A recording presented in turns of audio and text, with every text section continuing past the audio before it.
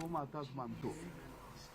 देशी वाणाच्या गायी शेतकरी कधीही बाजारावरती विकत नसतो. त्याच्या देशी गायीला जर एखादी कालवड झाली तर तो पै पाहुण्यांना देत असतो, मित्रांना पाळायसाठी देत असतो. परंतु 1980 नंतर मोठ्या प्रमाणामध्ये या राज्यामध्ये देशामध्ये जशी हरित क्रांती झाली तशी धवल क्रांती झाली आणि अधिक दूध देणाऱ्या जर्सी गाय, होस्टन ह्या मोठ्या प्रमाणामध्ये शेतीला जोडधंदा म्हणून बँकेची कर्ज काढून शिकलेल्या तरुण मुलांनी, शेतमजुरांनी, शेतकऱ्यांनी गायीचे गोठे निर्माण केले आणि या राज्यामध्ये दही दुधाचा महापूर आणला. गेली अनेक वर्ष गुन्ह्या गोविंदानं हा व्यवसाय या राज्यामध्ये शेतकरी खऱ्या अर्थानं करत होता. त्याचं आर्थिक चक्र गावगाड्यामध्ये चाललेलं होतं.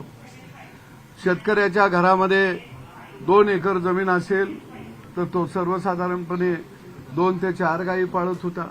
5 एकर जमीन असेल तर दुधाळ जर्सी गायी तो 10 गायीपर्यंत तो पाळायचा. काही शेतकरी 15 गायीचे गोठे करायचे आणि एखादी गाय भाकट निघाली, गाभण जाणार नाही, काही तिला प्रॉब्लेम असलं तर तो विकायचा. दूध धंद्याचं चक्र असं आहे की 65% नफा किंवा 65% उत्पादन भरून निघल एवढा त्याचं उत्पादन हे दुधातून होतं 65% आणि 35% रक्कम ही शेतकऱ्याला गायीच्या विक्रीतून मिळत असते. परंतु आज हे चक्र खऱ्या अर्थानं सगळं कोलमडलेलं आहे. व्यापाऱ्यांनी एका बाजूला खरेदी गायीची बंद जर्सी गायीची केलेली आहे.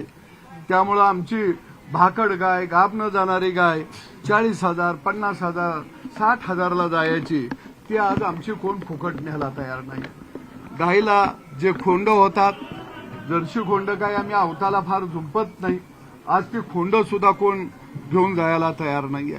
दुधाळ गाय जर बाजाराला घेऊन जायचं म्हटलं तर अनेक ठिकाणी गाड्या अडवल्या जातात, मारहाण केली जाते, गाड्या पंक्चर केल्या जातात.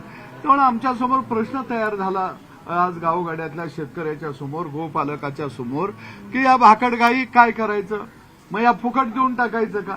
जर आम्ही फुकट दिल्या तर 30-40,000 रुपये आम्हाला मिळत होतं. आम्ही नवी गाय घेत होतो.